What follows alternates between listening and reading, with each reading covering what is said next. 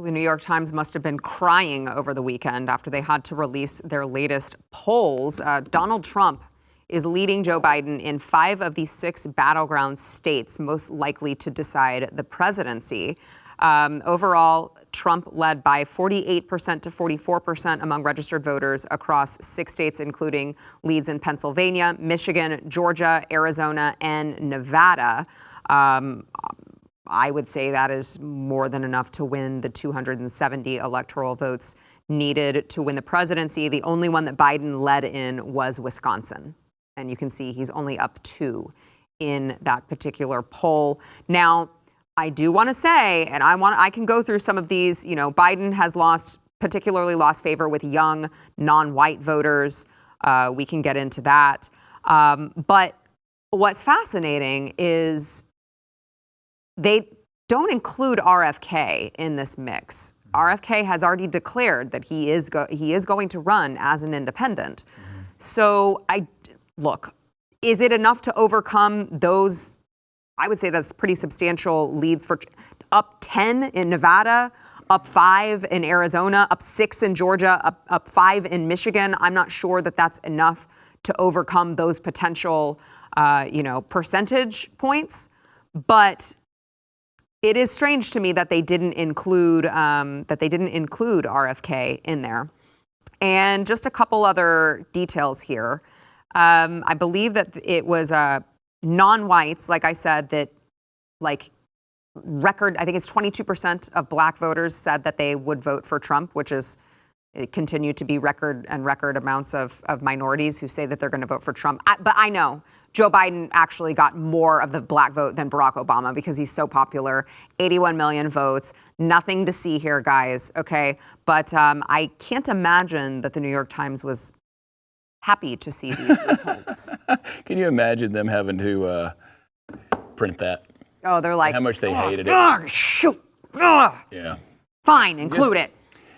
And my astute analysis on that is good, great. I mean, yesterday was 1 year. We're 1 year away from Election Day.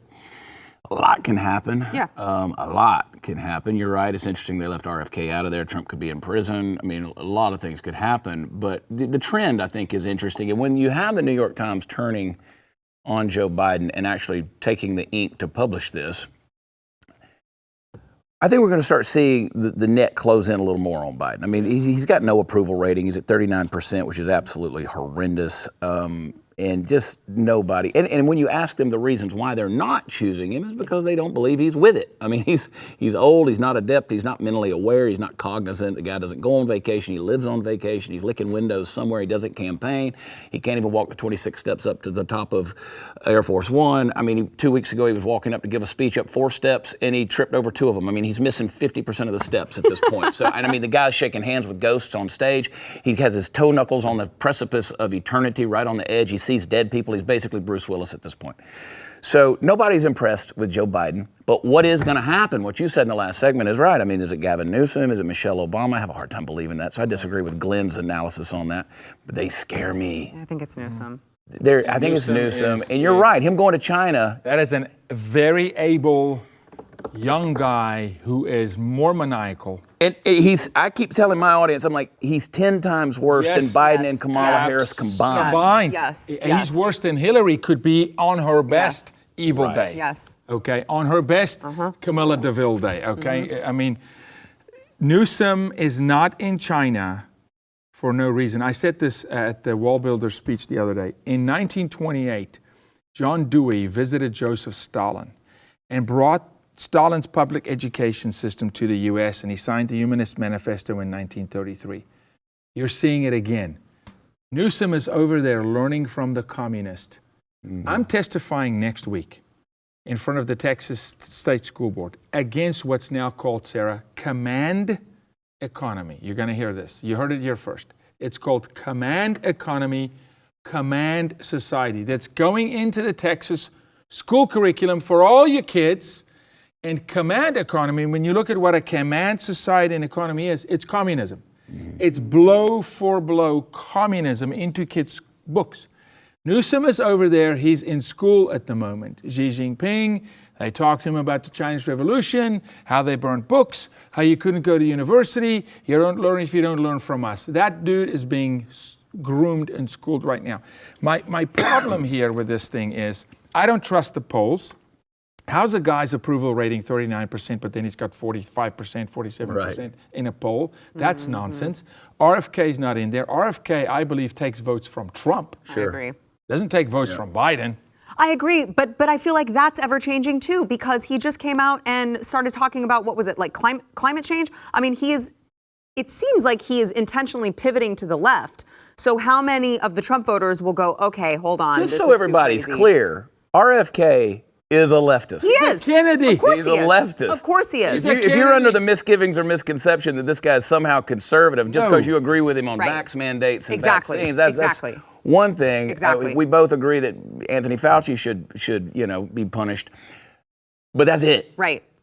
Well, right. But so to your point, he's siphoning off voters who are upset about the way that Donald Trump handled COVID. They're upset about the vaccine mandates and the mask mandates. They're upset about the way that Big Pharma seems to control our federal government at the highest levels, and they want a voice. And I can totally understand that. But if you're one of us, you probably also don't believe in the climate change agenda, and you probably also don't believe in gun control. Abortion. And you probably are not pro-abortion. So and this is all RFK Jr. is for. Yes. But you got a guy like Aaron Rodgers, and I respect Aaron, and I personally know the guy, and he's amazing. And Rodgers is going against Travis Kelce at this moment because Kelce is Mr. Vaccine and Rodgers is not. But then Rodgers said, you know what? I got RFK Jr. in my corner. I'm like, buddy, he's not with you, man. Right. He's with you on one issue.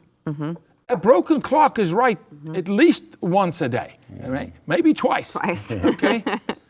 You cannot, but this was the Tulsi Gabbard situation. Yeah, right. This is like, oh, they believe what I believe on one issue. They're conservative. This guy is not. Yeah.